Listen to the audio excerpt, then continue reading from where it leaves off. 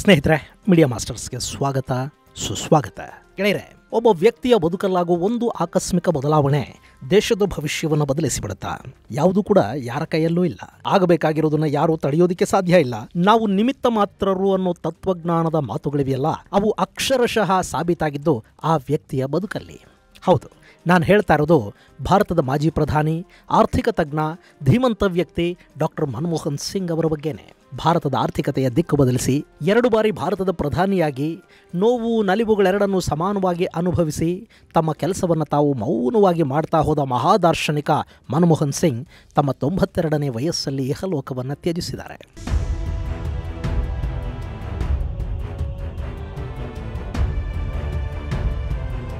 ಗುರುವಾರ ರಾತ್ರಿ 8 ಗಂಟೆಗೆ ಉಸಿರಾಟದ ತೊಂದರೆಯ ಕಾರಣಕ್ಕೆ ದೆಹಲಿಯ ಏಮ್ಸ್ಗೆ ಅವರನ್ನು ದಾಖಲಿಸಲಾಯಿತು. ಆದರೆ ಚಿಕಿತ್ಸೆ ಫಲಕಾರಿಯಾಗದೆ ಅವರು ತಮ್ಮ ಬಾಳ ಪಯಣವನ್ನು ಮುಗಿಸಿದ್ರು. ಮಾಜಿ ಪ್ರಧಾನಿಯ ನಿಧನಕ್ಕೆ ಪ್ರಧಾನಿ ನರೇಂದ್ರ ಮೋದಿ, ಮಾಜಿ ಪ್ರಧಾನಿ ದೇವೇಗೌಡ, ಲೋಕಸಭಾ ಪ್ರತಿಪಕ್ಷದ ನಾಯಕ ರಾಹುಲ್ ಗಾಂಧಿ, ಎಐಸಿಸಿ ಅಧ್ಯಕ್ಷ ಮಲ್ಲಿಕಾರ್ಜುನ ಖರ್ಗೆ ಹೀಗೆ ಸಾಕಷ್ಟು ಗಣ್ಯರು ಸಂತಾಪವನ್ನು ಸೂಚಿಸಿದ್ದಾರೆ. ಅವಿಭಜಿತ ಭಾರತದಲ್ಲಿ ಹುಟ್ಟಿ ವಿಭಜನೆಯ ನೋವನ್ನು ಕಂಡು ವಲಸಿಗರಾಗಿ ಭಾರತಕ್ಕೆ ಬಂದು ಇಲ್ಲಿ ಅತ್ಯುನ್ನತ ವಿದ್ಯಾಭ್ಯಾಸವನ್ನು ಪಡ್ಕೊಂಡು ವಿದೇಶಿ ಯೂನಿವರ್ಸಿಟಿಗಳಲ್ಲಿ ಕೂಡ ಅಧ್ಯಯನ ಮಾಡಿ ಅಧ್ಯಾಪಕರಾಗಿ, ಆರ್ಥಿಕ ಸಲಹೆಗಾರರಾಗಿ, RBI ಗವರ್ನರ್ ಆಗಿ, ಯೋಜನಾ ಆಯೋಗದ ಉಪಾಧ್ಯಕ್ಷರಾಗಿ, ಪ್ರಧಾನಿಗಳ ಸಲಹೆದಾರರಾಗಿ, ಫೈನಾನ್ಸ್ ಮಿನಿಸ್ಟರ್ ಆಗಿ 2 ಬಾರಿ ಭವ್ಯ ಭಾರತದ ಪ್ರಧಾನಿಯಾಗಿ ಕೂಡ ಗುರುತರ ಜವಾಬ್ದಾರಿಗಳನ್ನು ನಿಭಾಯಿಸಿದ್ದ ಮನಮೋಹನ್ ಸಿಂಗ್ ಅವರ ಬದುಕು ನಿಜಕ್ಕೂ ಆಕಸ್ಮಿಕ, ಅಚ್ಚರಿದಾಯಕ ಹಾಗೂ ರೋಚಕ ಕೂಡ.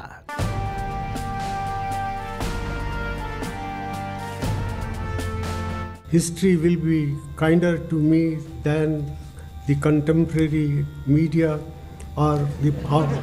History will be kinder to me than the media has been. ಇದು ಡಾಕ್ಟರ್ ಮನಮೋಹನ್ ಸಿಂಗ್ ಪ್ರಧಾನಿಯಾಗಿ ತಮ್ಮ ಕಟ್ಟಕಡೆಯ ಪ್ರೆಸ್ ಮೀಟಲ್ಲಾಡಿದ ಮಾತು.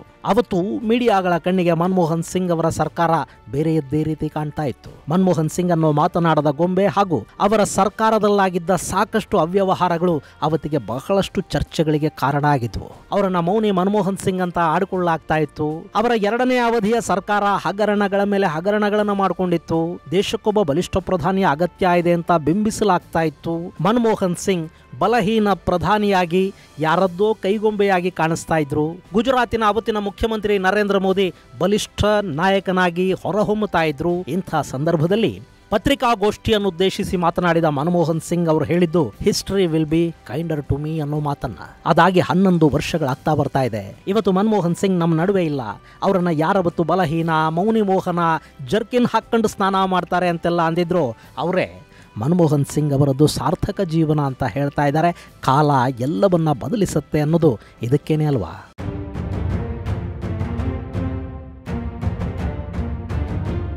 ಗೆಳೆಯರೆ, ಅದು 1932ರ ಸಮಯ. ಅವತ್ತಿಗೆ ಅಖಂಡ ಪಂಜಾಬ್ ಪ್ರಾಂತದಲ್ಲಿನ ಗಹ್ ಅನ್ನೋ ಹಳ್ಳಿಯಲ್ಲಿ ಗುರ್ಮುಖ್ ಸಿಂಗ್ ಹಾಗೂ ಅಮೃತ್ ಕೌರ್ ಅವರ ಮಗನಾಗಿ ಜನಿಸಿದ್ದು ಮನಮೋಹನ್ ಸಿಂಗ್. 1947ರಲ್ಲಿ ಭಾರತ ವಿಭಜನೆಯ ನಂತರ ಮನಮೋಹನರು ಜನಿಸಿದ ಆ ಹಳ್ಳಿ ಪಾಕಿಸ್ತಾನದ ಪಾಲಾಯಿತು. ಮನಮೋಹನ್ ಸಿಂಗ್ ಅವರ ಕುಟುಂಬ ಭಾರತದ ಕಡೆಗೆ ವಲಸೆ ಬಂತು. ಆಗ ಮನಮೋಹನ್ ಸಿಂಗ್ ವಯಸ್ಸು 15 ವರ್ಷ. ಆ ಕುಟುಂಬ ಉತ್ತರಾಖಂಡ್ನ ಹಲ್ದಾನಿಗೆ ಬಂತು. ಆನಂತರ ಅವರು ಅಮೃತ್ಸರ್ಗೆ ಶಿಫ್ಟ್ ಆದರು. ಮನಮೋಹನ್ ಸಿಂಗ್ ಅಲ್ಲಿನ ಹಿಂದೂ ಕಾಲೇಜಲ್ಲಿ ತಮ್ಮ ವಿದ್ಯಾಭ್ಯಾಸವನ್ನು ಮುಗಿಸಿದ್ರು. ತಮ್ಮ ಎಕನಾಮಿಕ್ಸ್ ಪದವಿಯನ್ನ ಪಂಜಾಬ್ ಯೂನಿವರ್ಸಿಟಿಯ ಮೂಲಕ ಪಡ್ಕೊಂಡ್ರು. 1957ರಲ್ಲಿ ಲಂಡನ್ನ ಕೇಂಬ್ರಿಡ್ಜ್ ವಿಶ್ವವಿದ್ಯಾಲಯದಿಂದ ಸ್ನಾತಕೋತ್ತರ ಪದವಿಯನ್ನು ಪಡ್ಕೊಂಡ್ರು. ಅದಾದ ಮೇಲೆ 1960ರಲ್ಲಿ ಆಕ್ಸ್ಫರ್ಡ್ ಕಾಲೇಜಲ್ಲಿ ಡಿಫಿಲ್ ಪದವಿಯನ್ನು ಪಡ್ಕೊಂಡ ಸಿಂಗ್ 1957ರಲ್ಲಿ ಭಾರತಕ್ಕೆ ಮರಳಿದ್ರು. ದೆಹಲಿಯಲ್ಲಿ ಎಕನಾಮಿಕ್ಸ್ ಪ್ರಾಧ್ಯಾಪಕರಾಗಿ ಕೆಲಸ ಮಾಡ್ತಿದ್ರು. ಹೀಗಿರುವಾಗಲೇ 1962ರಲ್ಲಿ ಅವತ್ತಿನ ಪ್ರಮುಖ ರಾಜಕಾರಣಿ ಹಾಗೂ ಫಾರಿನ್ ಟ್ರೇಡ್ನ ಸಚಿವರಾಗಿದ್ದ ಲಲಿತ್ ನಾರಾಯಣ್ ಮಿಶ್ರಾ ಮನಮೋಹನ್ ಸಿಂಗ್ ಅವರನ್ನ ತಮ್ಮ ಅಡ್ವೈಸರ್ ಆಗಿ ನೇಮಕ ಮಾಡ್ಕೋತಾರೆ. ಅಲ್ಲಿಂದ ಮನಮೋಹನ್ ಸಿಂಗ್ ಮತ್ತೆ ಹಿಂತಿರುಗಿ ನೋಡಲಿಲ್ಲ. ಯಾವ UPSC ಪರೀಕ್ಷೆನೂ ಬರಿದೆ ಲ್ಯಾಟ್ರಲ್ ಎಂಟ್ರಿ ಅಂತ ಇವತ್ತು ಹೇಳ್ತಿದಾರಲ್ಲ, ಆ ಪದ್ಧತಿಯ ಮೂಲಕ ಸರ್ಕಾರದ ಆಡಳಿತ ವಿಭಾಗಕ್ಕೆ ಎಂಟ್ರಿ ಪಡ್ಕೊಂಡ ಮನಮೋಹನ್ ಸಿಂಗ್ 1972ರ ಇಂದಿರಾ ಸರ್ಕಾರದಲ್ಲಿ ಆರ್ಥಿಕ ಸಲಹೆಗಾರರಾಗಿ ಕೆಲಸ ಮಾಡಿದರು. 1976ರಲ್ಲಿ ಹಣಕಾಸು ಸಚಿವಾಲಯದ ಕಾರ್ಯದರ್ಶಿಯಾಗಿ ನೇಮಕಗೊಂಡರು. ಅದಾದ ನಂತರ ಅಂದರೆ 1980ರಿಂದ 82ರ ನಡುವೆ ಅವರನ್ನ ಯೋಜನಾ ಆಯೋಗದ ಸದಸ್ಯರನ್ನಾಗಿ ನೇಮಿಸಲಾಯಿತು. ಅಲ್ಲೂ ಕೂಡ ಅತ್ಯುತ್ತಮವಾದ ಕೆಲಸವನ್ನು ಮಾಡಿದ್ದ ಮನಮೋಹನ್ ಸಿಂಗ್ ಅವರು 1982ರಲ್ಲಿ ಭಾರತೀಯ ರಿಸರ್ವ್ ಬ್ಯಾಂಕ್ನ ಗವರ್ನರ್ ಆಗಿ ನೇಮಕಗೊಂಡರು. ಇನ್ನು RBI ಗವರ್ನರ್ ಹುದ್ದೆಯಿಂದ ಕೆಳಗಿಳಿದ ನಂತರ ರಾಷ್ಟ್ರೀಯ ಯೋಜನಾ ಆಯೋಗದ ಚೇರ್ಮನ್ ಆಗಿ ನೇಮಕಗೊಂಡ ಮನಮೋಹನ್ ಸಿಂಗ್ 1987ರಲ್ಲಿ ಸೌತ್ ಕಮಿಷನ್ನ ಜನರಲ್ ಸೆಕ್ರೆಟರಿ ಆದರು. ಈ ಸೌತ್ ಕಮಿಷನ್ ಅಂದರೆ ಅವತ್ತಿಗೆ ಅಭಿವೃದ್ಧಿ ಹೊಂದುತ್ತಾ ಇದ್ದ ದೇಶಗಳೆಲ್ಲ ಸೇರಿ ಒಂದು ಕೂಟವನ್ನು ರಚಿಸಿಕೊಂಡಿದ್ವು. ಅದರ ಮುಖ್ಯ ಕಚೇರಿ ಜೆನೀವಾದಲ್ಲಿತ್ತು. ಅಲ್ಲಿ ಮನಮೋಹನ್ ಸಿಂಗ್ ಕೆಲಸ ಮಾಡ್ತಾ ಇದ್ರು. ಆ ಬಳಿಕ 1990ರಲ್ಲಿ ಚಂದ್ರಶೇಖರ್ ಪ್ರಧಾನಿಯಾಗಿದ್ದ ಸಮಯದಲ್ಲಿ ಮನಮೋಹನ್ ಸಿಂಗ್ ಅವರು ಪ್ರಧಾನಿಗಳ ಆರ್ಥಿಕ ಸಲಹೆಗಾರರಾಗಿ ದೇಶದ ಹಣಕಾಸು ನೀತಿಯನ್ನು ರೂಪಿಸುವ ಜವಾಬ್ದಾರಿಯನ್ನು ಹೊತ್ತುಕೊಂಡ್ರು. ಆದರೆ ಚಂದ್ರಶೇಖರ್ ಅವರ ಸರ್ಕಾರ ಹೆಚ್ಚು ದಿನ ಬಾಳಲಿಲ್ಲ. ಅದಾದ ನಂತರ ನಡೆದದ್ದು ಭಾರತದ ಭವಿಷ್ಯದ ಬದಲಾವಣೆ.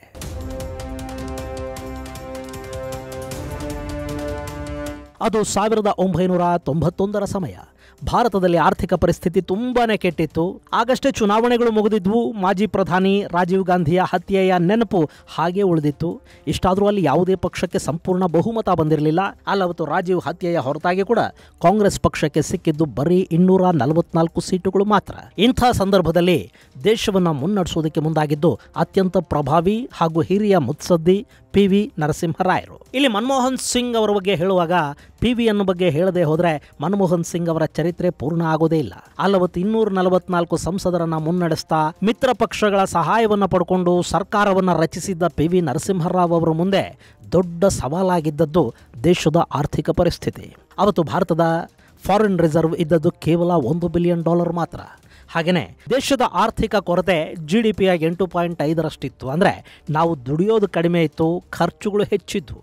ಅದರ ಜೊತೆಗೆ ಬ್ಯಾಲೆನ್ಸ್ ಪೇಮೆಂಟ್ ಡೆಫಿಸಿಟ್ ಹಾಗೂ ಕರೆಂಟ್ ಅಕೌಂಟ್ ಡೆಫಿಸಿಟ್ GDPಯ 3.5ರಷ್ಟಿತ್ತು. ಇನ್ನು ನಂಬಳಿ ಇತ್ತಲ್ಲ ವಿದೇಶಿ ವಿನಿಮಯ ಸಂಗ್ರಹ, ಅದು ಭಾರತದ 2 ವಾರಗಳ ಆಮದಿಗೆ ಮಾತ್ರ ಸಾಕಾಗ್ತಾ ಇತ್ತು. ಅದು ಮುಗಿದ ಮೇಲೆ ಏನು ಮಾಡಬೇಕು ಅನ್ನೋ ಚಿಂತೆ ಕಾಡ್ತಾ ಇತ್ತು. ಭಾರತನೋ ಪೆಟ್ರೋಲ್ನಿಂದ ಹಿಡಿದು ಎಲ್ಲವನ್ನ ಆಮದು ಮಾಡ್ಕೊಳ್ತಾ ಇದ್ದ ದೇಶ. ಆ ಸಂದರ್ಭದಲ್ಲಿ ಭಾರತ IMF ಅನ್ನು ಸಾಲ ಕೇಳುತ್ತೆ. ಆದರೆ IMF ಸಾಲ ಕೊಡೋದಕ್ಕೆ ಒಪ್ಪಲಿಲ್ಲ. ವರ್ಲ್ಡ್ ಬ್ಯಾಂಕ್ ಕೂಡ ಭಾರತಕ್ಕೆ ಕೈಯಲ್ಲಾಡಿಸಿಬಿಡ್ತು. ಆಗ ನಮ್ಮಲ್ಲಿದ್ದ ಚಿನ್ನವನ್ನು ಅಡ ಇಟ್ಟು ಹಣಕಾಸಿನ ಪರಿಸ್ಥಿತಿಯನ್ನು ಸರಿದಾರಿಗೆ ತರೋದಕ್ಕೆ ಪ್ರಯತ್ನ ಮಾಡಲಾಯಿತು. ಇಷ್ಟಾದರೂ ಅಲ್ಲಿನ ಪರಿಸ್ಥಿತಿ ಚಿಂತಾಜನಕವಾಗೇ ಇತ್ತು. ನಿಜ ಹೇಳಬೇಕು ಅಂದರೆ ಇವತ್ತಿನ ಪಾಕಿಸ್ತಾನದ ಪರಿಸ್ಥಿತಿ ಇದೆಯಲ್ಲ, ಹಾಗೆ ಅವತ್ತು ನಮ್ಮ ಪರಿಸ್ಥಿತಿ ಕೂಡ ಇತ್ತು. ಆದರೆ ಪಾಕಿಗಳಿಗೆ ತಿನ್ನೋದಕ್ಕೆ ಅನ್ನ ಕೂಡ ಸಿಗ್ತಾ ಇಲ್ಲ. ಭಾರತ ಆಹಾರದ ವಿಷಯದಲ್ಲಿ ಸದೃಢವಾಗಿತ್ತು ಅಷ್ಟೇ. ಅಂಥ ಪರಿಸ್ಥಿತಿಯಲ್ಲೂ ಅತ್ಯಂತ ಧೈರ್ಯದಿಂದ ದೃಢ ಹೆಜ್ಜೆಗಳನ್ನಿಟ್ಟವರು ನರಸಿಂಹರಾವ್. ಇವತ್ತು ನಾವೇನು ಆರ್ಥಿಕ ಪ್ರಗತಿಯನ್ನು ಕಾಣ್ತಾ ಇದ್ದೀವಿ, ಅದಕ್ಕೆ ಅವತ್ತು ಶ್ರೀಕಾರ ಸುತ್ತಿದ್ದು PVN. ಹೀಗಾಗಿ ನಾವು ಅವರನ್ನು ಯಾವತ್ತಿಗೂ ನೆನಪಿಟ್ಕೋಬೇಕಾಗತ್ತೆ. ಆ ಕಷ್ಟದ ದಿನಗಳಲ್ಲಿ PVN ಅವರ ಕಣ್ಣು ಬಿದ್ದದ್ದು ಇದೇ ಮನಮೋಹನ್ ಸಿಂಗ್ ಅವರ ಮೇಲೆ. ಈ ಬಗ್ಗೆ ಮನಮೋಹನ್ ಸಿಂಗ್ ಮಾಧ್ಯಮವೊಂದರ ಸಂದರ್ಶನದಲ್ಲಿ ಹೀಗೆ ಹೇಳ್ಕೋತಾರೆ. ಅವತ್ತು ನರಸಿಂಹರಾಯರು ಮಂತ್ರಿಮಂಡಲವನ್ನ ರಚನೆ ಮಾಡ್ತಾ ಇದ್ರು. ಆ ಸಂದರ್ಭದಲ್ಲಿ ಅವರ ಪ್ರಿನ್ಸಿಪಲ್ ಸೆಕ್ರೆಟರಿ ನನ್ನ ಬಳಿಗೆ ಬಂದರು. ಪ್ರಧಾನಿಗಳು ನಿಮ್ಮನ್ನ ಹಣಕಾಸು ಸಚಿವರನ್ನಾಗಿ ಮಾಡಬೇಕು ಎಂದಿದ್ದಾರೆ ಅನ್ನೋ ಸಂದೇಶವನ್ನ ನನಗೆ ಕೊಟ್ಟರು. ಅದನ್ನು ನಾನು ಸೀರಿಯಸ್ ಆಗಿ ತೆಗೆದುಕೊಳ್ಳಲಿಲ್ಲ. ಆದರೆ ಮತ್ತೆ ಮರುದಿನ ಅವರು ಬಂದರು. ಆ ಬಳಿಕ ನಾನು ಆ ಕ್ಷಣದಲ್ಲೇ ಸಿದ್ಧನಾಗಿ ರಾಷ್ಟ್ರಪತಿ ಭವನಕ್ಕೆ ಬಂದು ಹಣಕಾಸು ಸಚಿವನಾಗಿ ಪ್ರಮಾಣ ವಚನವನ್ನು ಸ್ವೀಕರಿಸಿದೆ. ಹೀಗೆ ನನ್ನ ರಾಜಕೀಯ ಜೀವನ ಆರಂಭ ಆಯಿತು. ಇದು ಸಂದರ್ಶನವೊಂದರಲ್ಲಿ ಮನಮೋಹನ್ ಸಿಂಗ್ ಅವರೇ ಹೇಳಿಕೊಂಡಿರೋ ಮಾತು. ನಿಜ, ಅವತ್ತು PV ನರಸಿಂಹರಾವ್ ಅವರದ್ದು ನಿಜಕ್ಕೂ ಅದ್ಭುತ ಆಯ್ಕೆಯಾಗಿತ್ತು. ಅಷ್ಟೇ ಅಲ್ಲ, ಮನಮೋಹನ್ ಸಿಂಗ್ ಅವರ ಬದುಕಲ್ಲಿ ಇದೊಂದು ಅದ್ಭುತ ತಿರುವು ಕೂಡ ಆಗಿತ್ತು. ಅವರನ್ನು ಭಾರತದ ಪ್ರಜಾಪ್ರಭುತ್ವದ ಅತ್ಯುನ್ನತ ಹುದ್ದೆಗೆ ಏರೋ ಹಾಗೆ ಮಾಡೋದಕ್ಕೆ ಅವತ್ತು PVN ತೆಗೆದುಕೊಂಡ ಅದೊಂದು ನಿರ್ಧಾರ ಅತಿ ದೊಡ್ಡ ಕೊಡುಗೆಯನ್ನು ಕೊಡ್ತಾ ಇತ್ತು. ಅವತ್ತು ಇಬ್ಬರು ಮೌನಿ ಬಾಬಾಗಳು ಕೂತು ಈ ದೇಶದ ಆರ್ಥಿಕ ಪರಿಸ್ಥಿತಿಯನ್ನು ಸರಿದಾರಿಗೆ ತರೋದಕ್ಕೆ ಒಂದು ನೀಲನಕ್ಷೆಯನ್ನು ಸಿದ್ಧಪಡಿಸಿದ್ರು. LPG ಅಂದರೆ ಲಿಬರಲೈಸೇಷನ್, ಪ್ರೈವೇಟೈಸೇಷನ್ ಹಾಗೂ ಗ್ಲೋಬಲೈಸೇಷನ್ಗೆ ಈ ದೇಶ ತೆರೆಕೊಳ್ಳೋ ಹಾಗಾಯಿತು. ಅವತ್ತಿಗೆ ಈ ಕ್ರಾಂತಿಕಾರಕ ಬದಲಾವಣೆಗಳ ಬಗ್ಗೆ ದೇಶದಲ್ಲಿ ಸಾಕಷ್ಟು ವಿರೋಧ ಕೂಡ ಇತ್ತು.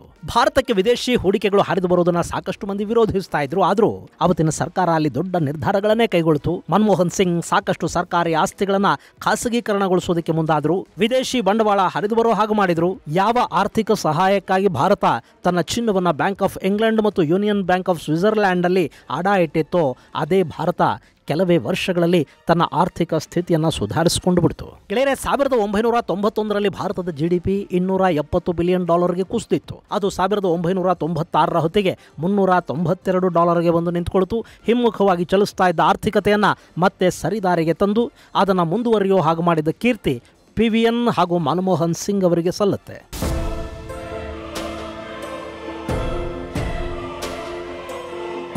ಇನ್ನು ಮನಮೋಹನ್ ಸಿಂಗ್ ಅವರ ಬದುಕಿನ ಮತ್ತೊಂದು ದೊಡ್ಡ ತಿರುವಿಗೆ ಕಾರಣರಾದವರು ಸುಬ್ರಹ್ಮಣ್ಯಂ ಸ್ವಾಮಿ. ಎಸ್, ಸುಬ್ರಹ್ಮಣ್ಯ ಸ್ವಾಮಿನೇ. ಅದು 2004ರ ಸಮಯ. ಇಂಡಿಯಾ ಶೈನಿಂಗ್ ಅಂತ ಹೇಳಿಕೊಂಡು ಚುನಾವಣೆಯನ್ನು ಎದುರಿಸಿದ್ದ ವಾಜಪೇಯಿ ನೇತೃತ್ವದ NDA ಸೋಲನ್ನು ಅನುಭವಿಸಿತ್ತು. ಯಾವ ಪಕ್ಷಕ್ಕೂ ಬಹುಮತ ಇರಲಿಲ್ಲ. ಇಂಥ ಸಂದರ್ಭದಲ್ಲಿ ಮಿತ್ರ ಪಕ್ಷಗಳ ಸಹಾಯ ಪಡ್ಕೊಂಡು ಕಾಂಗ್ರೆಸ್ ಸರ್ಕಾರವನ್ನು ರಚಿಸೋದಕ್ಕೆ ಮುಂದಾಯಿತು. ಸೋನಿಯಾ ಗಾಂಧಿ ಪ್ರಧಾನಿಯಾಗೋ ಸಿದ್ಧತೆಗಳನ್ನು ಕೂಡ ಮಾಡಿಕೊಂಡಿದ್ರು. ಆದರೆ ಅದನ್ನು ತಡೆದವರು ಸುಬ್ರಹ್ಮಣ್ಯಂ ಸ್ವಾಮಿ. ವಿದೇಶಿ ಮಹಿಳೆ ಈ ದೇಶದ ಪ್ರಧಾನಿ ಆಗಬಾರದು ಅಂತ ದೊಡ್ಡದಾಗಿ ದನಿ ಎತ್ತಿದ್ದು ಸುಬ್ರಹ್ಮಣ್ಯಂ ಸ್ವಾಮಿ. ಹೀಗಾಗಿ ಸೋನಿಯಾ ಗಾಂಧಿ ಪ್ರಧಾನಿ ಆಗಬೇಕು ಅನ್ನೋ ತಮ್ಮ ಕನಸನ್ನ ಕೈ ಬಿಡಬೇಕಾಗಿ ಬಂತು. ಅವತ್ತು ಕಾಂಗ್ರೆಸ್ ಅಲ್ಲಿ ಪ್ರಧಾನಿ ಹುದ್ದೆಯನ್ನ ಅಲಂಕರಿಸೋದಕ್ಕೆ ಸಾಕಷ್ಟು ಸಮರ್ಥ ನಾಯಕರ ದಂಡೆ ಇತ್ತು. ಆದ್ರೆ ಸೋನಿಯಾ ಅವರಿಗೆ ನಂಬಿಕೆ ಇದ್ದದ್ದು ಈ ಮನಮೋಹನ್ ಸಿಂಗ್ ಅವರ ಮೇಲೆ. ಹೀಗಾಗಿ ಮನಮೋಹನ್ ಸಿಂಗ್ ಈ ದೇಶದ ಪ್ರಧಾನಿಯಾಗಿ ಆಯ್ಕೆ ಆದ್ರು. ಗೆಳೆಯರೆ, ಅವತ್ತು ಮನಮೋಹನ್ ಸಿಂಗ್ ಪ್ರಧಾನಿಯಾಗಿ ಆಯ್ಕೆಯಾದಾಗ ಒಂದಷ್ಟು ಜನ ಇವ್ರು ಏನು ಮಾಡ್ತಾರೆ, ಇವರಿಂದ ಏನಾಗುತ್ತೆ ಅಂತ ಆಡ್ಕೋತಾ ಇದ್ರು. ಮತ್ತಷ್ಟು ಮಂದಿ ಭಾರತದ ಆರ್ಥಿಕತೆ ಉತ್ತುಂಗಕ್ಕೇರಲಿದೆ ಅಂತ ಭವಿಷ್ಯ ಹೇಳ್ತಾ ಇದ್ರು. ಇನ್ನು ಕೆಲವರು ಎಲ್ಲ ಅಧಿಕಾರವು ಸೋನಿಯಾ ಕೈಯಲ್ಲಿದೆ, ಹೀಗಾಗಿ ಮನಮೋಹನ್ ಸಿಂಗ್ ಕೇವಲ ರಬ್ಬರ್ ಸ್ಟಾಂಪ್ ತರ ಮಾತ್ರ ಕೆಲಸ ಮಾಡಬೇಕಾಗತ್ತೆ ಅನ್ನೋ ಮಾತುಗಳನ್ನಾಡಿದ್ರು. ಇದೆಲ್ಲದಕ್ಕೂ ಮುಂದಿನ 5 ವರ್ಷಗಳ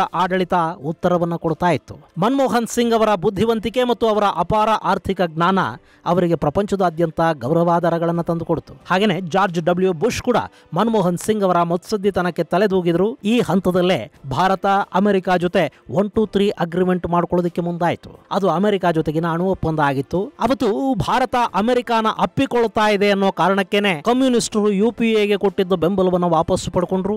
2008ರಲ್ಲಿ ಮನಮೋಹನ್ ಸಿಂಗ್ ತಮ್ಮ ಅಧಿಕಾರವನ್ನು ಪಣಕ್ಕಿಟ್ಟು ಅಮೆರಿಕ ಜೊತೆಗಿನ ಆ ಅಗ್ರಿಮೆಂಟ್ಗೆ ಸಹಿ ಹಾಕಿದ್ರು. ಅದು ಮನಮೋಹನ್ ಸಿಂಗ್ ಅವರು ಕೂಡ ದಿಟ್ಟ ನಿರ್ಧಾರಗಳನ್ನು ತೆಗೆದುಕೊಳ್ತಾರೆ ಅನ್ನೋ ನಂಬಿಕೆಯನ್ನ ಜನರಲ್ಲಿ ಮೂಡಿಸ್ತು. ಅದಾದ ಬಳಿಕ ಮುಂಬೈ ಮೇಲೆ ಉಗ್ರರ ದಾಳಿ ಆಯಿತು. ಅದನ್ನು ನಿಭಾಯಿಸೋದ್ರಲ್ಲಿ ಸರ್ಕಾರದ ವೈಫಲ್ಯ ಎದ್ದು ಕಾಣ್ತಾ ಇತ್ತು. ಇಷ್ಟೆಲ್ಲ ಆದರೂ 2009ರಲ್ಲಿ ಕಾಂಗ್ರೆಸ್ ಪಕ್ಷ ಮನಮೋಹನ್ ಸಿಂಗ್ ಅವರ ನೇತೃತ್ವದಲ್ಲೇ ಚುನಾವಣೆಯನ್ನು ಎದುರಿಸಿತು. ಆ ಸಂದರ್ಭದಲ್ಲಿ ಸಿಂಗ್ ಇಸ್ ಕಿಂಗ್ ಅಂತಾರಲ್ಲ, ಹಾಗೆ ಮನಮೋಹನ್ ಮತ್ತೆ ಕಿಂಗ್ ಆಗಿ ಎಮರ್ಜ್ ಆದ್ರು. ಅವರು ಮಾಸ್ ಲೀಡರ್ ಆಗಿರಲಿಲ್ಲ, ಆದರೂ ಭಾರತದ ಜನ ಮನಮೋಹನ್ ಸಿಂಗ್ ಅವರ ನಾಯಕತ್ವವನ್ನು ಮತ್ತೊಮ್ಮೆ ಆಯ್ಕೆ ಮಾಡಿಕೊಂಡ್ರು. 2004ರಲ್ಲಿ 145 ಸ್ಥಾನಗಳನ್ನು ಪಡೆದಿದ್ದ ಕಾಂಗ್ರೆಸ್ ಪಕ್ಷ 2009ರ ಚುನಾವಣೆಯಲ್ಲಿ 206 ಸ್ಥಾನಗಳನ್ನು ಗಳಿಸಿಕೊಳ್ತು. 1991ರ ನಂತರ ಕಾಂಗ್ರೆಸ್ ಪಕ್ಷ ಗಳಿಸಿದ ಅತ್ಯಧಿಕ ಸ್ಥಾನ ಅದಾಗಿತ್ತು. ಅಲ್ಲಿ ಮನಮೋಹನ್ ಸಿಂಗ್ ಮತ್ತೆ ಪ್ರಧಾನಿ ಕೂಡ ಆದರು. ಆದರೆ ಈ ಎರಡನೇ ಅವಧಿ ಮೊದಲ ಅವಧಿಯಷ್ಟು ಸಲೀಸಾಗಿರಲಿಲ್ಲ.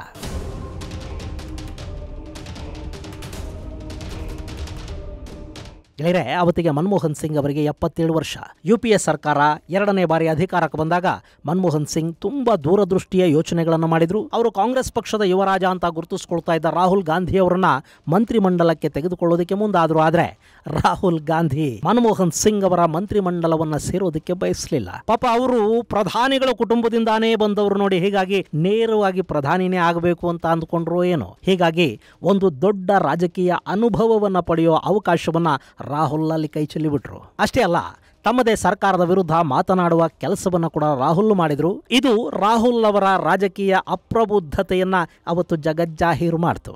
ಇನ್ನು UPA 2ನೇ ಅವಧಿಯಲ್ಲಿ ಬರೀ ಬ್ಲಾಕ್ ಮೇಲ್ ಸಂಸ್ಕೃತಿಯ ಅನಾವರಣ ಆಯಿತು. ಅಪಾರ ಪ್ರಮಾಣದ ಭ್ರಷ್ಟಾಚಾರ ಅಲ್ಲಿ ನಡೀತು.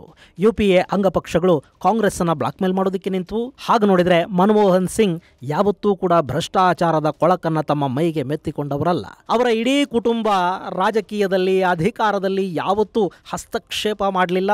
ಪ್ರಾಮಾಣಿಕತೆಯ ವಿಷಯದಲ್ಲಿ ಮನಮೋಹನ್ ಸಿಂಗ್ ಅವರ ಕಡೆ ಬೆಟ್ಟು ಮಾಡಿ ತೋರಿಸೋದಕ್ಕೆ ಸಾಧ್ಯನೇ ಆಗೋದಿಲ್ಲ. ಆದರೆ ಸರ್ಕಾರವನ್ನು ಉಳಿಸ್ಕೋಬೇಕಾದ ಜವಾಬ್ದಾರಿ ಅವರ ಮೇಲಿತ್ತು.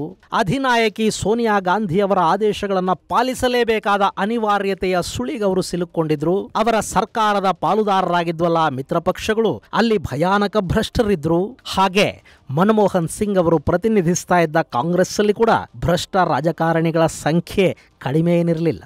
ಹೀಗಾಗಿ 2010ರಲ್ಲಿ ಕಾಮನ್ವೆಲ್ತ್ ಗೇಮ್ಸ್ ಅಲ್ಲಿ ಭಾರೀ ಅವ್ಯವಹಾರ ಕೇಳಿಬಂತು. ಸುರೇಶ್ ಕಲ್ಮಾಡಿ ಆರೋಪಿ ಸ್ಥಾನದಲ್ಲಿ ನಿಂತರು. ಅದಾದ ಬಳಿಕ 2G ಸ್ಪೆಕ್ಟ್ರಮ್, ಕಲ್ಲಿದ್ದಲು ಹಗರಣ, ಆದರ್ಶ ಹೌಸಿಂಗ್ ಸೊಸೈಟಿ ಹಗರಣ, ಹೀಗೆ ನಾನಾ ಹಗರಣಗಳ ಉರುಳು ಮನಮೋಹನ್ ಸಿಂಗ್ ಅವರ ಸರ್ಕಾರದ ಮರ್ಯಾದೆಯನ್ನು ತೆಗೆದುಬಿಟ್ಟು ಇಲ್ಲಿ ಒಂದರ ಹಿಂದೊಂದು ಪ್ರಕರಣಗಳು ಬಯಲಾಗ್ತಾ ಇದ್ರೆ ಮನಮೋಹನ್ ಸಿಂಗ್ ವಿಪರೀತ ಒತ್ತಡಕ್ಕೆ ಸಿಲುಕೊಂಡ್ರು. ಅವರದ್ದು ಒಂಥರ ನುಂಗಲಾಗದ ಉಗುಳಲಾಗದ ವಿಷಕಂಠನ ಪರಿಸ್ಥಿತಿಯಾಗಿತ್ತು. ಇದೇ ಸಂದರ್ಭದಲ್ಲೇ ತಮ್ಮ ಕಟ್ಟ ಕಡೆಯ ಪ್ರೆಸ್ ಮೀಟ್ ಅನ್ನ ಎದುರಿಸಿದ Manmohan Singh history will be kinder to me then the media has been ಅನ್ನೋ ಮಾತುಗಳನ್ನು ಹೇಳಿದ್ದು. History will be kinder to me than the contemporary media or the power. ಗೆಳೆಯರೆ, ಮನಮೋಹನ್ ಸಿಂಗ್ ಅವರನ್ನ ರಾಜಕೀಯವಾಗಿ ಎಷ್ಟು ಬೇಕಾದರೂ ವಿರೋಧಿಸಬಹುದು, ಆದರೆ ಅವರ ಪ್ರಬುದ್ಧ ನಡವಳಿಕೆಗಳು, ಅವರ ಆರ್ಥಿಕ ಜ್ಞಾನ, ಅವರು ಈ ದೇಶಕ್ಕೆ ಕೊಟ್ಟ ಕೊಡುಗೆಗಳಿವೆಯಲ್ಲ, ಅವುಗಳ ಮುಂದೆ ವಿರೋಧಿಗಳು ಕೂಡ ತಲೆಬಾಗಲೇಬೇಕಾಗತ್ತೆ. ಇವತ್ತು ನಾವು ನೋಡ್ತಾ ಇರೋ food security, right to education, right to information, NREGA ಇಂಥ ಸಾಕಷ್ಟು ಯೋಜನೆಗಳನ್ನ ಜಾರಿಗೆ ತಂದಿದ್ದು ಇದೇ ಮನಮೋಹನ್ ಸಿಂಗ್ ಅನ್ನೋದನ್ನ ನಾವಿಲ್ಲಿ ನೆನಪು ಮಾಡ್ಕೋಬೇಕಾಗತ್ತೆ. ನೆಹರು ಕಾಲದ ಆರ್ಥಿಕ ನೀತಿಗಳೇನಿದ್ದು ಅವುಗಳನ್ನ ಸಂಪೂರ್ಣವಾಗಿ ಬದಲಾಯಿಸಿ ದೇಶದ ಆರ್ಥಿಕತೆಗೊಂದು ಹೊಸ ದಿಕ್ಕನ್ನ ಕೊಟ್ಟ ಇಬ್ಬರು ಮಹಾಪುರುಷರ ಪೈಕಿ ಒಬ್ಬರು ಪಿ.ವಿ. ನರಸಿಂಹರಾವ್ ಆದರೆ ಮತ್ತೊಬ್ಬರು ಇದೇ ಮನಮೋಹನ್ ಸಿಂಗ್. ಹೀಗಾಗಿನೇ ಮನಮೋಹನ್ ಸಿಂಗ್ ಅವರನ್ನ ಚೈನಾದ ಡೆಂಗ್ ಸಿಯೋಪಿಂಗ್ಗೆ ಕೂಡ ಹೋಲಿಸಲಾಗುತ್ತೆ. ಹೇಗೆ ಡೆಂಗ್ ಸಿಯೋಪಿಂಗ್ ಮಾವೋ ಕಟ್ಟಿದ ಚೈನಾಗೆ ಆರ್ಥಿಕತೆಯ ಹೊಸ ದಿಕ್ಕನ್ನ ಕೊಟ್ಟರೋ, ಹಾಗೆ ಭಾರತದಲ್ಲಿ ನೆಹರುವಿಯನ್ ಪಾಲಿಸಿಗಳನ್ನ ಬದಲಾಯಿಸಿ ಭಾರತಕ್ಕೊಂದು ಹೊಸ ಆರ್ಥಿಕ ದಿಕ್ಕನ್ನ ಕೊಟ್ಟವರು ಮನಮೋಹನ್ ಸಿಂಗ್ ಅಂತ ಹೇಳಿದ್ರೆ ಖಂಡಿತ ತಪ್ಪಾಗೋದಿಲ್ಲ. ಹೀಗಾಗಿನೇ ನ್ಯೂಸ್ ವೀಕ್ ಮ್ಯಾಗಝೈನ್ 2010ರಲ್ಲಿ ಸಿಂಗ್ ಅವರನ್ನ the leader of the leaders love ಅಂತ ಕರೀತು. ಅವರಿಗೆ ವರ್ಲ್ಡ್ ಸ್ಟೇಟ್ಮೆಂಟ್ ಅವಾರ್ಡ್ ಕೂಡ ಕೊಡಲಾಯಿತು.